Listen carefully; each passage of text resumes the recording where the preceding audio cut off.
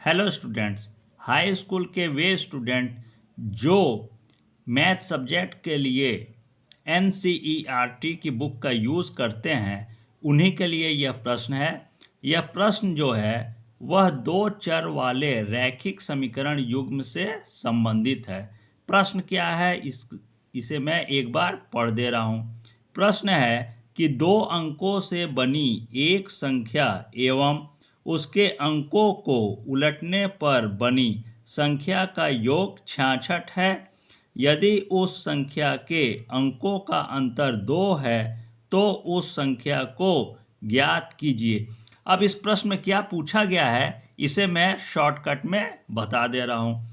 तो यहाँ सबसे पहली लाइन में ही क्लियर हो जाता है कि दो अंकों से बनी एक संख्या, मतलब एक संख्या को हमें ज्ञात करना है जो दो अंकों की संख्या है और यहाँ है उलटने का जिक्र है। तो यदि दो अंकों की जो संख्या है उसमें यदि इकाई के अंक और दहाई के अंक को आपस में चेंज कर दिया जाए, मतलब उलट दिया जाए, तो नया जो संख्या हमारे सामने बनकर आएगी और पहले जो संख्या है यदि उन दोनों संख्याओं को आपस में योग कर दिया जाए, यहाँ पर योग का जिक्र है ना, तो उन दोनों संख्याओं को यदि योग कर दिया जाए मतलब जोड़ दिया जाए तो वहाँ योगफल होगा हमारा 66 और उसके बाद यहाँ अंतर का जिक्र है। तो जो वह संख्या हमें ज्ञात करनी है उसमें यदि इकाई के अंक और दहाई के अंक को हम आपस में घटा देते हैं तो उसका जो अंतर आना चाहिए वह हो 2। तो वह कौन सी संख्या है इसे हमें ज्ञात करना है। तो इस प्रकार के प्रश्नों में सबसे पहले हम दहाई का अंक मान लेंगे और उसके बाद इकाई का अंक मान लेंगे। तो यहाँ मान लेंगे सबसे पहले माना दहाई का अंक x, तो यहाँ पर हो जाएगा, यहाँ लिख देंगे सबसे पहले माना दहाई का अंक, माना दहाई का अंक, माना दहाई का अंक इसका 2 हो गया हमारा x और इसके बाद हम मान लेंगे इकाई का अंक। तो यहाँ नीचे लिख देंगे इकाई का अंक, इकाई का अंक और यह हमारा हो जाएगा y हो जाएगा इक्वल टू y। अब क्या है कि यहाँ पर हमने दहाई का अंक और इकाई का अंक जब मान लिया तो वह संख्या का यहाँ पर निर्माण हो जाएगा। तो यहाँ लिख देंगे अतः दो अंकों की संख्या, अतः दो अंकों की संख्या, दो अंकों की संख्या यहाँ हो जाएगा 10x प्लस y। इसे ब्रैकेट में भी लिख सकते हैं और बिना ब्रैकेट में भी लिख सकते हैं। अब यहाँ क्या है, यह हमने क्या है y को माना है इकाई का अंक और x को माना है दहाई का अंक। तो यह जो y है हमारे इकाई का अंक इसमें 1 से मल्टीप्लाई हुआ है और यह जो दहाई का अंक x है इसमें 10 से यहाँ पर मल्टीप्लाई हुआ है, इसीलिए यहाँ पर 10 लिखा गया है। और इसके बाद क्या हो जाएगा, संख्या को एक बार उल्टा जाता है, ठीक है ना। उलटने पर किस प्रकार का संख्या का निर्माण होगा, यहाँ हम लिख देंगे सबसे पहले कि अंकों को उलटने पर संख्या, यहाँ लिख देंगे अंकों को उलटने पर संख्या, अंकों को उलटने पर संख्या, यह क्या होगा इसका 2 हो जाएगा 10y प्लस x हो जाएगा हमारा, और इसे ब्रैकेट में भी लिख सकते हैं और बिना ब्रैकेट का भी लिख सकते हैं। अब क्या है, इसमें अंकों को जब उल्टा जाएगा तो y क्या हो जाएगा, इधर चला जाएगा और x इधर चला जाएगा, इसलिए क्या हो गया है यहाँ पर y यहाँ आ गया है और x क्या हो गया है, इस तरफ आ गया है। इसके बाद लिख देंगे प्रश्नानुसार।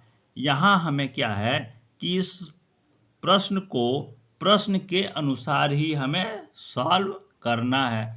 तो यहाँ पर लिख देंगे उसके बाद प्रश्नानुसार,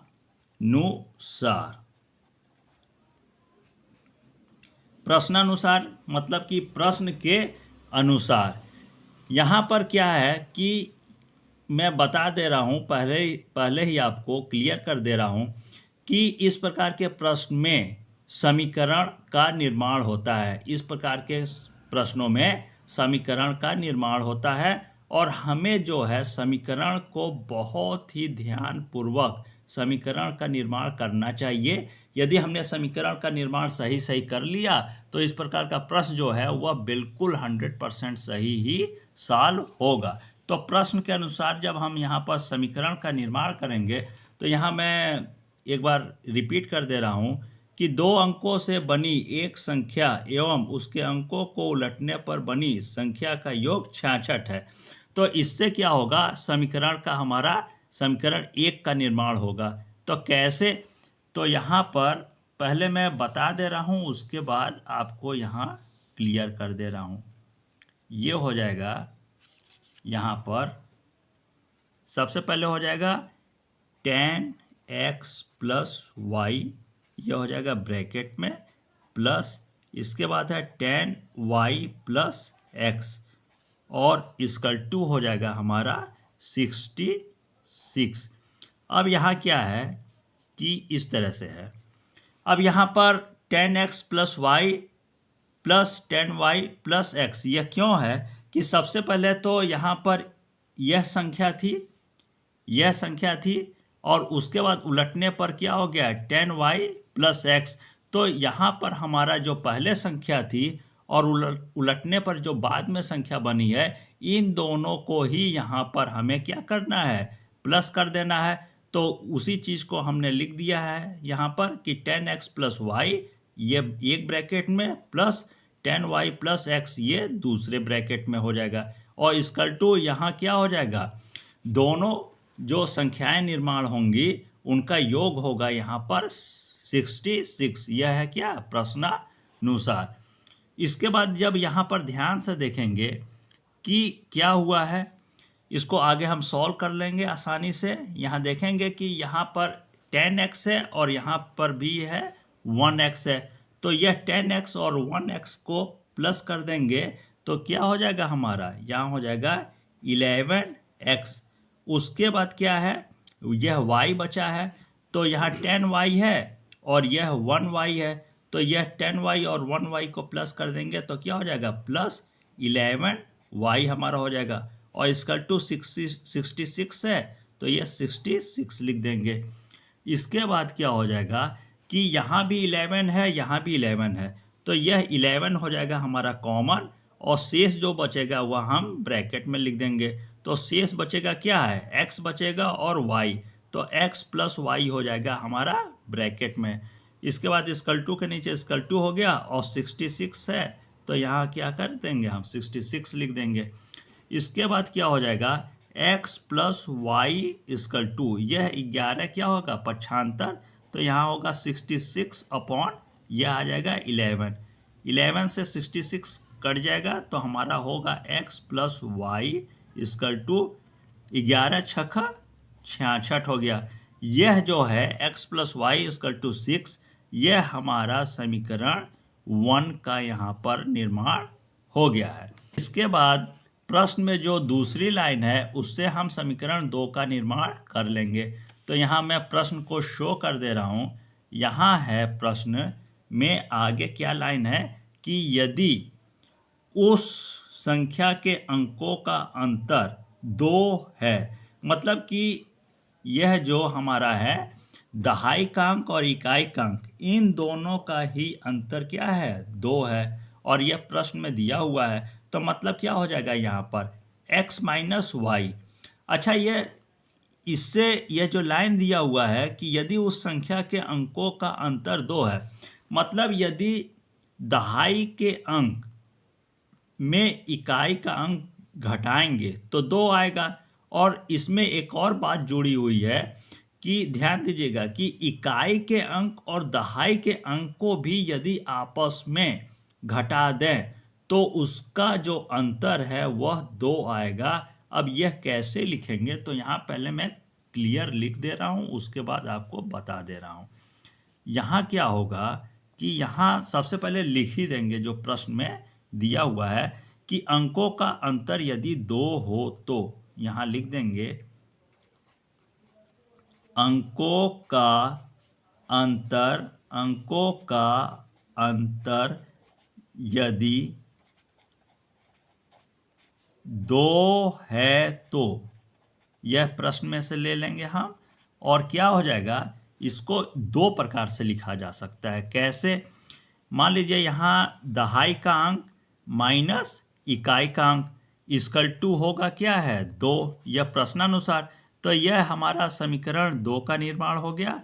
और उसी को चेंज कर देंगे कि यदि यहाँ है दहाई का अंक माइनस इकाई का अंक इक्वल टू हो गया 2, और इसी को चेंज कर दें कि y को इधर कर दें और क्या है x को इधर, मतलब y हमने माना है इकाई का अंक, तो y minus x equal to हो जाएगा हमारा जस्ट इसका भी अंतर हमारा 2 ही आएगा, और यह होगा हमारा समीकरण 3। तो इस प्रकार के प्रश्न में 3 समीकरण का निर्माण हुआ है। तो यहाँ क्या है, मैं इसको क्लियर आपको कर दे रहा हूँ कि सबसे पहले हम इस प्रश्न में समीकरण 1 और समीकरण 2, समीकरण 1 जो है उसे लेकर और समीकरण 2 जो है उसे लेकर इस प्रश्न को हम सॉल्व करेंगे। उसके बाद एक बार फिर हमें सॉल्व करना पड़ेगा इस प्रश्न में। क्या है कि यहाँ समीकरण 3 है ना, तो उसके बाद समीकरण 1 और समीकरण 3 को लेकर हमें एक बार पुनः प्रश्न को सॉल्व करना पड़ेगा। तो सबसे पहले हम समीकरण 1 और 2 को लेकर सॉल्व करेंगे। तो यहाँ माइनस का चिन्ह है ना, तो जाहिर है कि समीकरण 1 और 2 को बस हमें जोड़ देना होगा, तो आसानी से क्या है प्रश्न आगे सॉल्व हो जाएगा। तो यहाँ लिख देंगे समीकरण 1 और समीकरण 2 को जोड़ने पर हमारा समीकरण जो 1 है वह है क्या है x प्लस वाई। यहाँ मैं शो कर दे रहा हूँ, समीकरण 1 है x plus y equal to 6 और समीकरण 2 है x minus y equal to 2। तो इसे जब हम जोड़ देंगे तो यहाँ इस प्रकार लिखेंगे कि x प्लस वाई और हो गया plus x minus y equal to 6 plus 2। यह है समीकरण 1 क्या है x plus y equal to 6 था, और समीकरण 2 क्या था x minus y equal to 2। तो इस प्रकार से हम इसको जोड़ देंगे। अब यहाँ पर ध्यान से देखेंगे क्या है कि यहाँ x है और यहाँ भी प्लस x है, तो क्या हो जाएगा x हो जाएगा हमारा 2x, और यहाँ है y के आगे प्लस है, यहाँ y के आगे माइनस है। तो यहाँ जब प्लस किया गया है तो प्लस माइनस माइनस ही होता है, तो इस y से यह y कट जाएगा, बचेगा सिर्फ x, तो यह हो गया 2x, और यहाँ इसका 2 हो गया 6 2 हो गया 8। अब इसके बाद x का मान जो है वह हम आसानी से निकाल लेंगे, तो x इक्वल 2 हो जाएगा 8 बटे हो जाएगा 2 हो जाएगा यहाँ पर इस प्रकार से। इसके बाद क्या हो जाएगा x इक्वल टू 2 चक्को 8, यहाँ आ गया हमारा 4। अब यह जो x इक्वल टू 4 आया है इसके मान को हम समीकरण 1 में रख देंगे। तो यहाँ लिख देंगे कि x का मान समीकरण 1 में रखने पर इस तरह हम लिख देंगे। अब समीकरण 1 क्या है, तो यहाँ मैं आपको शो कर दे रहा हूँ कि समीकरण 1 क्या है। यहाँ पर x plus y equal to 6 है, तो यहाँ समीकरण 1 को सबसे पहले लिख देंगे कि x plus y equal to 6। अब x का मान हमारा आ गया है 4, तो हो जाएगा 4 प्लस वाई इक्वल टू 6। इसके बाद क्या हो जाएगा, y इक्वल टू 6, ये पक्षांतर हो जाएगा तो -4। इसके बाद हो जाएगा y इक्वल टू 6 में से 4 घटा देंगे, आएगा हमारा 2। अब y का मान आ गया हमारा 2, और यहाँ सबसे ऊपर जो है x का मान आया है 4। तो x का मान 4 और y equal to 2, y equal to 2, यह लेकर सबसे पहले हम समीकरण में के माध्यम से जो हमने सॉल्व किया है यहाँ पर संख्या निकाल लेंगे। तो यहाँ लिख देंगे अतः, यहाँ इस तरह से, अतः अभीष्ट संख्या equal to 10x plus y, यह ब्रैकेट में लिख देंगे। अब यह क्या है, x का मान यहाँ आ गया है हमारा x इक्वल टू 4, और यहाँ आ गया है y इक्वल टू 2। तो यहाँ मान रख देंगे इक्वल टू 10 इंटू x का मान आया है 4, यह प्लस है, प्लस हो जाएगा। y आया है, y का मान आया है 2, तो प्लस हो जाएगा, और यहाँ y की जगह लिख देंगे 2 इक्वल टू हो जाएगा 10 चौको 40, और 2 हो गया हमारा 42, 42। अब यहाँ क्या है कि यह 42 आंसर यहाँ पर आ गया है, लेकिन प्रश्न में हमारा क्या है कि समीकरण 3 का भी निर्माण हुआ है। तो जैसा कि मैंने पहले बताया है कि सबसे पहले हम समीकरण 1 और 2 को लेकर हल करेंगे, और उसके बाद समीकरण 1 और 3 को लेकर हल करेंगे। तो जब हमने समीकरण 1 और 2 को लेकर हल किया तो यहाँ हमारा आंसर आ गया है 42। अब इसी तरह हम समीकरण 1 और 3 को लेकर जब हल करेंगे तो भी हमारा क्या है, थोड़ा सा इसमें क्या है, चेंज करके आएगा। यह 42 है ना, तो वहाँ आएगा 24 आंसर आ जाएगा। अब कैसे आएगा, यहाँ पर एक बार पुनः हमें लेकर सॉल्व करना है। यहाँ लिख देंगे समीकरण 1, यहाँ पर इस तरह से समीकरण 1 और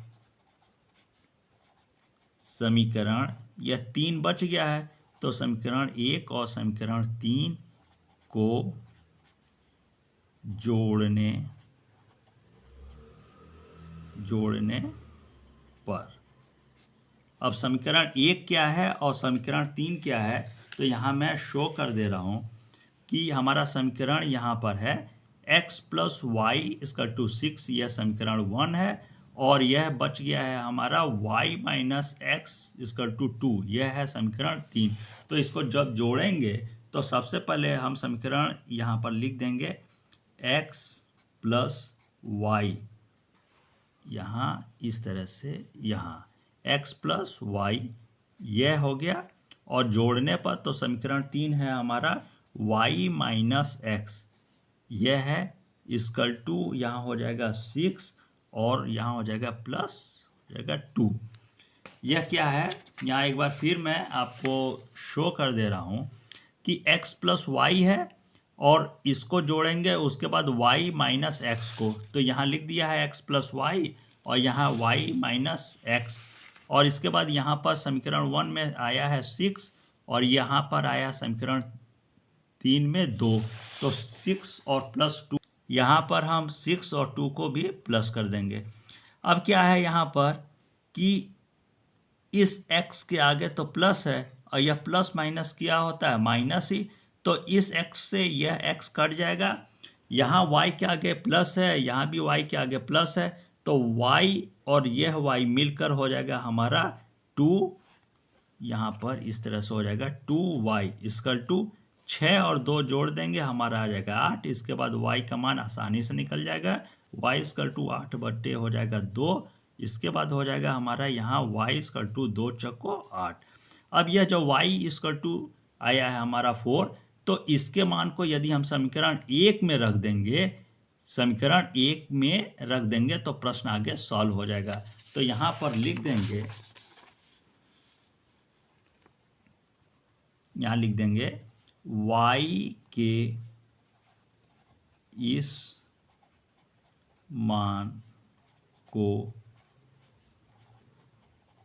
समीकरण 1 में, यहाँ हो जाएगा रखने पर। अब समीकरण 1 क्या है?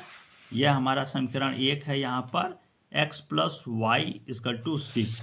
तो यहाँ समीकरण 1 सबसे पहले लिख देंगे, x plus y equal to 6। उसके बाद हो जाएगा हमारा, यहाँ पर क्या आया था, यहाँ सबसे नीचे y इक्वल टू 4 आ गया है। y इक्वल टू क्या आ गया है? 4 आ गया है। तो y की जगह हम यहाँ पर 4 लिख देंगे। x प्लस 4 इक्वल टू हो जाएगा 6। इसके बाद क्या हो जाएगा, x का मान आसानी से निकल जाएगा, 6 यह पक्षांतर हो जाएगा, -4।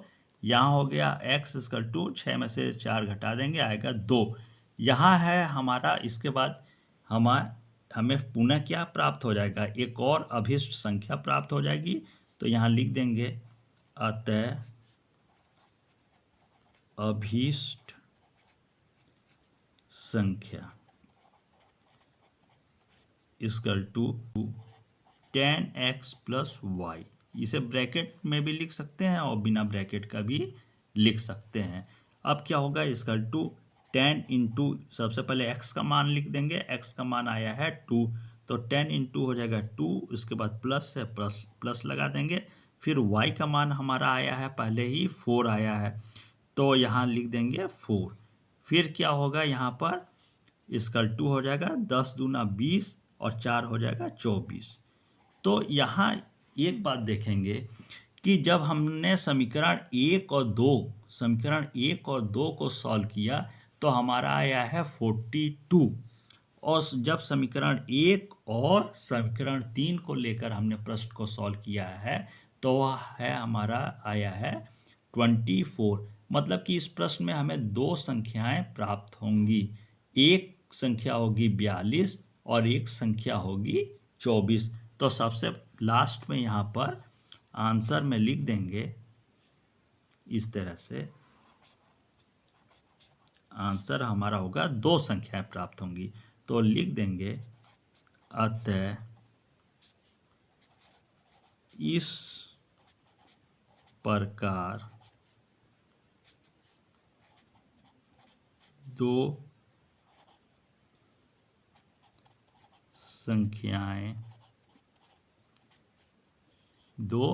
संख्याएं सबसे पहले हमें प्राप्त हो गया 42 और उसके बाद प्राप्त हुआ है 24। 42, इस प्रकार 2 संख्याएं 42 और 24 होंगी। यह इस प्रश्न में जो है हमें 2 संख्याओं को क्या कहते हैं कि जब सॉल्व करेंगे तो ज्ञात हो जाएगी, एक 42 और एक 24। तो समीकरण 1 और 2 को लेकर जब सॉल्व करेंगे तो 42 प्राप्त होगा, और समीकरण 1 और समीकरण 3 को लेकर जब हम सॉल्व करेंगे सही तो 24 प्राप्त होगा। अब इस प्रकार के प्रश्न में क्या है कि हम सत्यापन भी कर सकते हैं, किसका, आंसर का सत्यापन भी कर सकते हैं कि ये जो आंसर आया है वो 100% बिल्कुल सही है। इसके लिए यह जो है 2 अंकों की संख्या, यह 42 है और यह 24 है। तो यहाँ मैं आपको रफ में बता दे रहा हूँ कि क्या हो जाएगा। यहाँ पर यह मैं बता दे रहा हूँ यहाँ पर कि यह जो 42 है, यहाँ पर यह जो 42 है और यह जब चेंज हो गया तो यहाँ हो गया 24। अब इसको जब प्लस कर देंगे तो 4 2 हो गया 6 और 4 2 हो गया 6। मतलब कि संख्या जो है उसको उलटने पर जो संख्या का निर्माण हुआ है, मतलब 42 जब चेंज करके हुआ है 24 बन गया है यहाँ पर, तो उन दोनों का योग आ गया है 66। मतलब कि प्रश्न में बताया गया है कि 2 अंकों की संख्या और यदि उलटने पर अंकों को उलट दिया जाए तो उससे जो संख्या बनेगी, तो पहले की संख्या और बाद की संख्या को जब जोड़ देंगे तो अंकों का योग आता है हमारे पास 66। तो ये 66 आ गया है। इसके मतलब ये जो आंसर 42 और 24 आया है यह सही है। अब इसमें आगे की लाइन में प्रश्न में दिया हुआ है कि अंकों को वहाँ पर क्या है, दहाई का अंक क्या क्या अंक घटा देंगे, तो वहाँ पर आया है अंतर 2, यह प्रश्न में है। तो जाहिर है कि यहाँ पर हम यदि 42 में यह 4 है या 2, तो यहाँ घटाएंगे 4 में से 2 तो इसका अंतर आएगा 2। यह है, यहाँ 24 है, तो यहाँ भी यदि दोनों का अंतर देखा जाए तो आएगा 2। इसका मतलब जो है हमारा ये जो आंसर आया है 42 और 24, ये हमारा 100% आंसर सही है। यहाँ पर मैं प्रश्न को पूरा आपको शो कर दे रहा हूँ, इसे आप एक साफ कॉपी में लिख लीजिएगा। तो यहाँ पर हमारा सॉल्व है और इस तरह से आगे हमारा प्रश्नानुसार हो गया है। इसके बाद सबसे पहले समीकरण 1 का आएगा x + y = 6, यह समीकरण 1 आ जाएगा। इसके बाद हमारा समीकरण 2 और 3 भी आएगा। तो इसमें हम सबसे पहले मैं बता दे रहा हूँ समीकरण 1 और 2 को लेकर सॉल्व करेंगे और उसके बाद समीकरण 1 और 3 को लेकर सॉल्व करेंगे। तो प्रश्न क्या होगा, सही सही बिल्कुल हमारा आंसर आ जाएगा। इसके बाद है नेक्स्ट, ये है, यहाँ से स्टार्ट है और यहाँ पर हम आगे इसे सॉल्व करेंगे तो यहाँ पर आ जाएगा। और उसके बाद एक बार आएगा हम सॉल्व करेंगे समीकरण 1 और समीकरण 2 को लेकर जब सॉल्व करेंगे तो संख्या आएगा 42। और एक बार पुनः समीकरण 1 और 3 को लेकर जब हम आगे हमने समीकरण 1 और 3 को लेकर यहाँ पर सॉल्व किया है, तो इस तरह से जब हम सॉल्व करते चले जाएंगे तो y का मान पहले आ जाएगा 4। इसके बाद यहाँ पर जब हम आगे सॉल्व करेंगे तो इसके बाद आएगा, जब समीकरण 1 और समीकरण 3 को लेकर जब हम सॉल्व करेंगे तो यहाँ आएगा हमारा आंसर 24। तो इस प्रकार के प्रश्न में हमें आंसर के रूप में 2 संख्याएं प्राप्त होंगी, एक होगा 42 और एक होगा 24। तो यहाँ पर मैं क्लास को, ऑनलाइन क्लास को क्लोज करता हूँ। धन्यवाद।